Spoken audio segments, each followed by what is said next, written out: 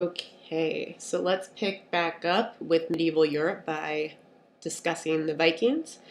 So I think I said this in the previous video, but the Vikings are Scandinavian or Nordic people, and their peak is between the 8th and the 11th centuries CE in northern Europe. But their raids end up reaching as far east as Constantinople, as far south as the Mediterranean. So they were from northern Europe, but they definitely get around.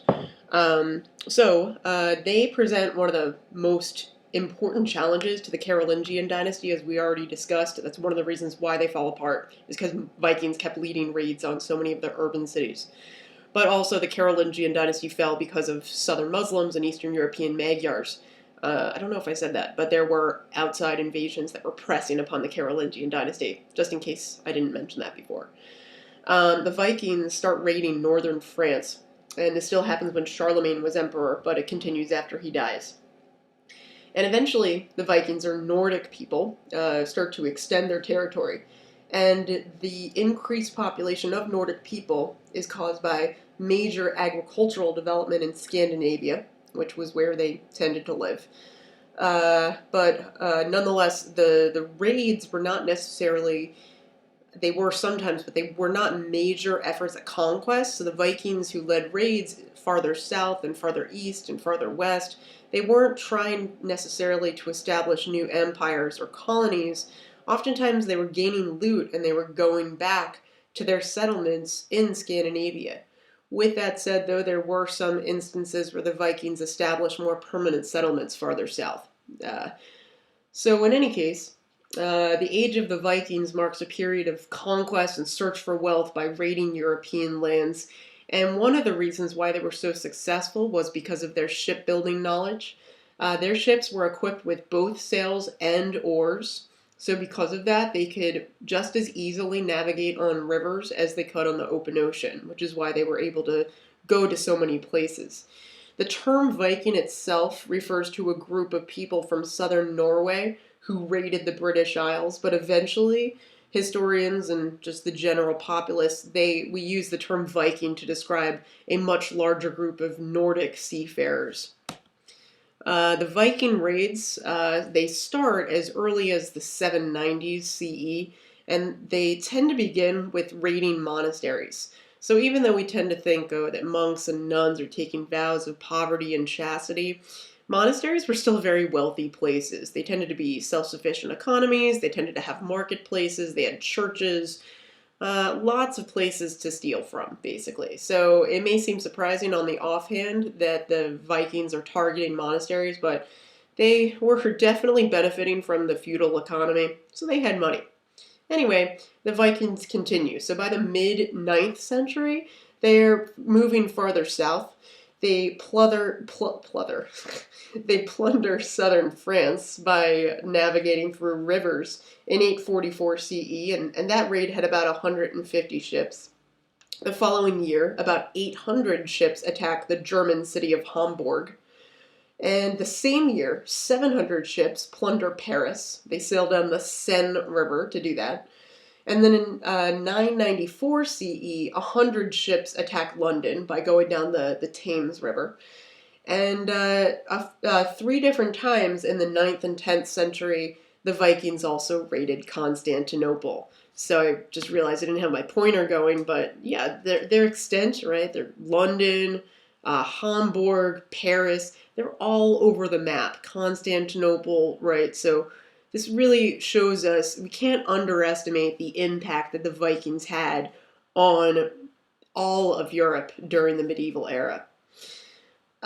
So feudalism is also very important.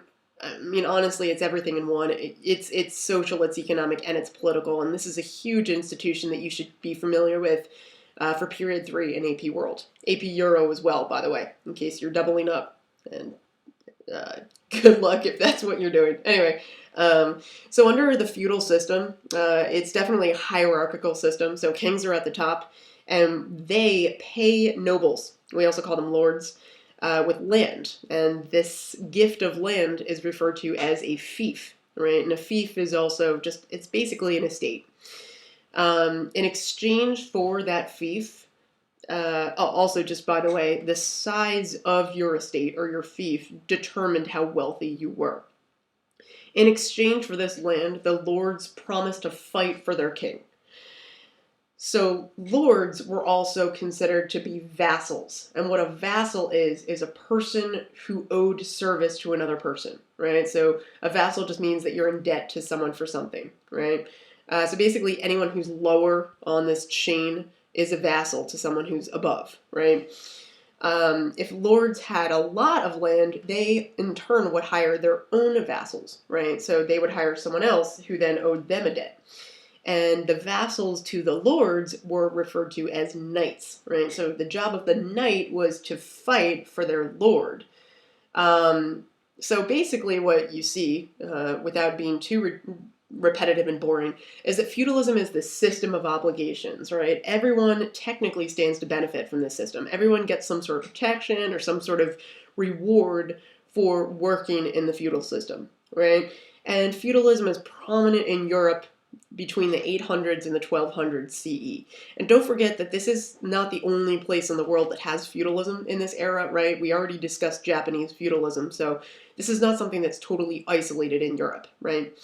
Again, the idea is that it's mutually beneficial. The feudal relationships were solidified by oaths of loyalty.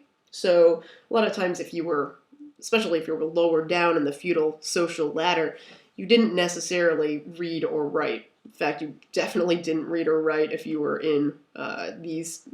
I mean, most knights couldn't read or write, quite frankly, but peasants and serfs also almost exclusively couldn't.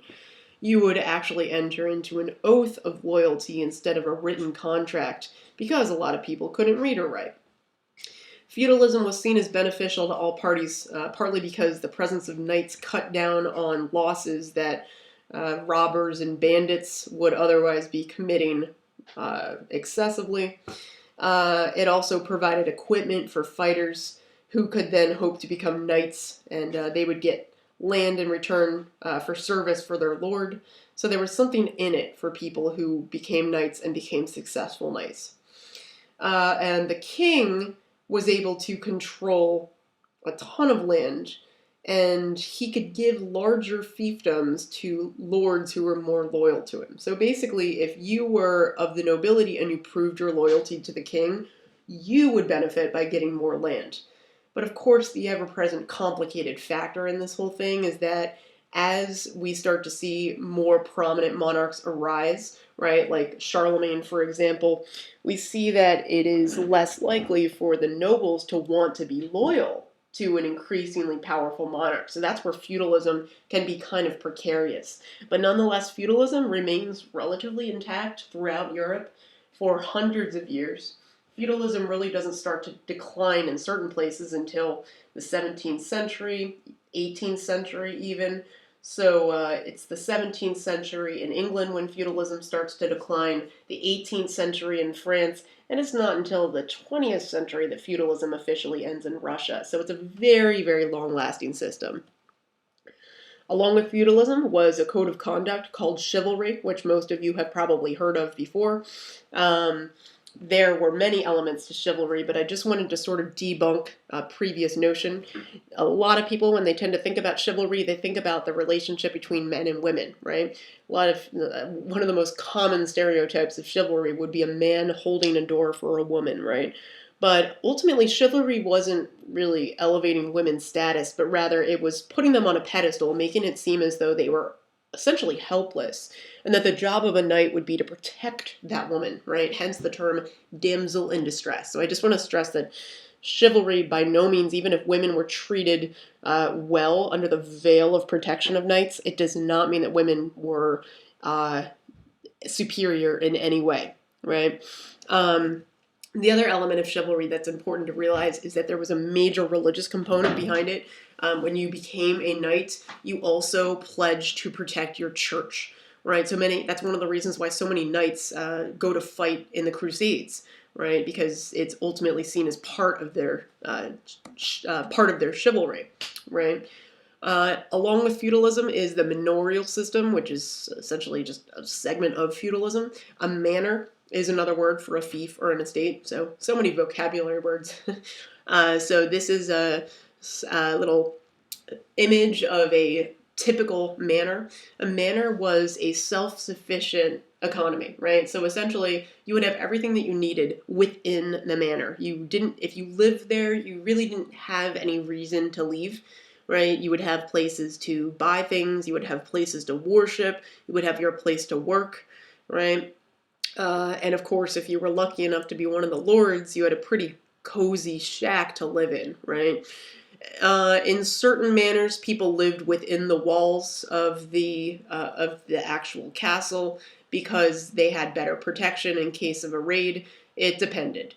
Um, so, manor grounds basically were small villages. What else? I already said there was a place to worship. Also, there tended to be small workshops. I said that before, but in general, they were places where skilled workers and artisans would set up shop, things like making cider, wine, oil.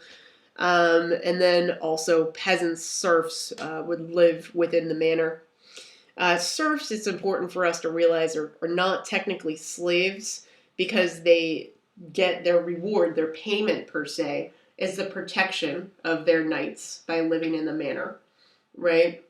And they paid tribute to their lords by giving them a portion of their crops, also by working for them, and occasionally, but rarely, they would also just directly pay their lords, but that didn't happen that much. And also the other way in which serfdom is it's not slavery, but it's definitely not completely free, is that if you were a child of a serf, you too would be a serf for life. So it's weird, in terms of function, in a lot of ways, serfs are basically slaves. But it's an AP course, so we should be very technical about our terminology and just realize that based on the position, there was a social difference between these two. All right, so one of the things that we start to see is that between the early and high Middle Ages, there are going to be some significant improvements in farming techniques, and that's going to lead to an increase in the population. And then some of it is also just due to the climate. So in the early Middle Ages, which is basically the fall of Rome until around 1000 CE, less than 10% of all of Europe was actually cultivated. Right? So a lot of the land was unused. Part of this was because the average global temperature was very cold at this point, so it was not particularly fertile. Growing seasons were shorter. But around the 9th century, weather and technology started to improve. So gradually the amount of arable land increased and growing seasons lengthened. So towards the end of the early Middle Ages, around 1000 CE, we start to see agriculture become more efficient. And that's really around 1000 CE, that marks what we call the High Middle Ages. One of the major agricultural techniques that helps improve efficiency is the three-field system, which we see over here. So essentially the key of the three-field system is that you always leave one field completely fallow for an entire season. In other words, fallow means that you're not growing anything on it. Instead, you let your animals graze on the land and allow the soil to replenish itself. Use the animal manure as a fertilizer, right? So that way the soil doesn't dry out, it remains fertile, right? And then on the other two fields, you grow normally wheat, which is obviously a very sustaining crop, right? I mean, carbohydrates basically make up the bulk of our diet. And then barley or some other kind of maybe legume in the other field, right? And then, of course, again, let this third field lay fallow. So this was major. So this is barley, but other legumes you could plant would be things like lentils, peas, beans, stuff like that. And actually, the reason for planting legumes in the other field is that they have a lot of nitrogen that they add to the soil, which makes it more rich with nutrients. So it's sort of like this double whammy. By the time you get to the wheat planting season, there have been 2 previous seasons where they've done something to the field that have made it more fertile. So, very good form of technology for the time, something that actually American planters abandon eventually, which leads to devastating environmental consequences later, but I get ahead of myself.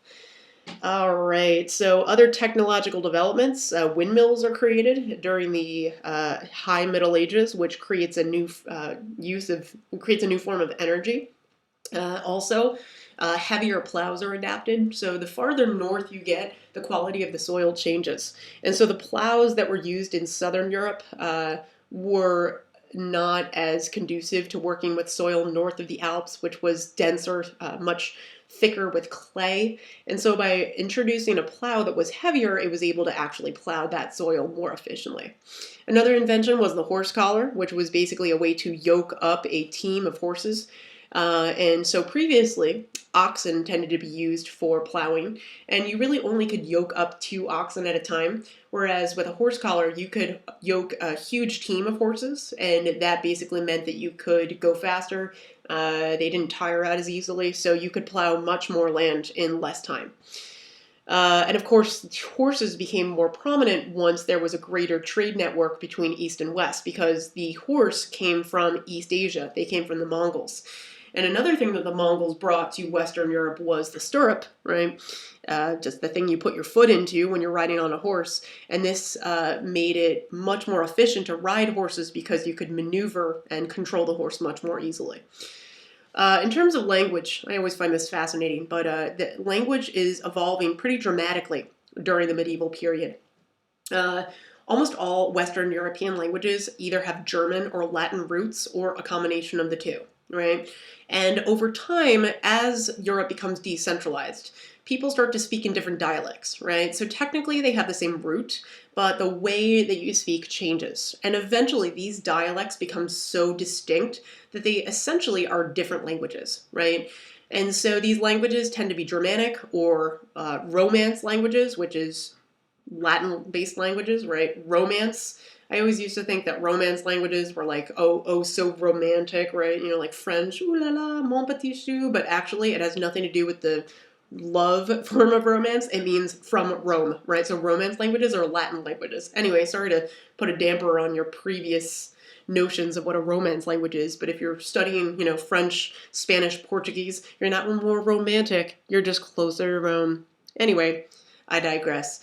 Germanic languages, one of the most prominent Germanic languages is English, but of course we have connections to all these different languages. Nonetheless, despite the fact that these dialects start to evolve into their own distinct tongues, which are also the vernacular, that's the common spoken tongue, you do also have the preservation of some of these more old languages, like Latin in particular. Latin was still the formal language of the church. It was the only language that was used in church services. It was the only language that the Bible could be written in. So still, despite the fact that you have these spoken languages that are branching off from the base, there are ways in which formal institutions preserve these old languages. But nonetheless, for the layperson, what was really important was your vernacular, right? So based on whatever region you lived in, you would speak a language that even if it had the same base, it would be distinct, right? So people who live in present-day French speak a Romance language, French, right? People who live in present-day Spain speak a Romance language, Spanish. They're both derived from Roman, but nonetheless unique, right? People from the former Roman Republic end up speaking Italian, not Latin, right? Okay, so enough about this. Obviously, if you want to know more, take a linguistics class. Okay. Eventually, towards the end of the High Middle Ages, you start to even see other writings come out in the vernacular. This becomes more prominent once the printing press is introduced and once Renaissance ideas start to circulate all around Europe. One of the best examples of this would be that Shakespeare writes all of his famous works in Middle English, which was the vernacular. We could go back even earlier than that, like Geoffrey Chaucer, who wrote the Canterbury Tales in the 13th century. He wrote those in English, so that was earlier than Shakespeare. So nonetheless, once you get towards the end of the High Middle Ages and towards the beginning of the Renaissance, people are no longer using Latin. They are starting to use their local language, which is important. All right, so let's do a few more slides here. First off, let's just compare the different social classes between Europe and Asia. I always want to have at least one slide per video that does something comparative. so that we don't lose track of some of the other geographical regions from this historical period. So let's just compare feudalism between Japan and feudal Europe. Skip ahead to the next video if this is something that you are pretty comfortable with based on our discussions of Japan. So nonetheless, both Asian and European social orders are similar in that there is a clear social and political hierarchy. Both of them have some sort of monarch at the top, whether it's a king, a monarch, an emperor, whatever. But their power varies based on region. So, for example, in Japan, you may remember that the emperor was basically a figurehead, whereas the shogun had real power. But if we go back to the Carolingian dynasty, we know that the king, or eventually the emperor, somebody like Charlemagne, possessed tremendous power. But nonetheless, what's similar between the East and the West is that they both have some sort of figurehead at the top. Another similarity is that the nobles are incredibly powerful, that they are the landowning class, that they are just below the emperor in terms of power, and they tend to exploit a much larger in number but smaller in power social class below them of the peasants or serfs, depending on where you are. So technically, European feudalism offered more room for social mobility. For example, if you were a knight, if you were very loyal to your lord and your lord had something left over, he could actually give you a fief or an estate. So you basically could go from being a knight to being a lord yourself, whereas if you lived in Asia, it was very hard to move in and out of the social ladder. Other examples could be that if you were a squire to a knight, you actually could become a knight yourself. So there was a way to move up, right? But in Asia, it was much harder. And also the church offered priests opportunities for upward mobility in Western Europe. And you didn't see the same thing happening in the East because there wasn't a centralized religion in East Asia. You had a combination of Confucianism, right, which wasn't a religion per se, a belief system. In Japan, Shinto, which was an older, more traditional religion, was still very prominent. And also Buddhism is increasingly spreading to East Asia. So you don't have one religious or belief system dominating the feudal system in Asia like you do in Europe. All right, so let's take a break here. We're going to come back with the Roman Catholic Church in the Middle Ages, so stay tuned and thanks.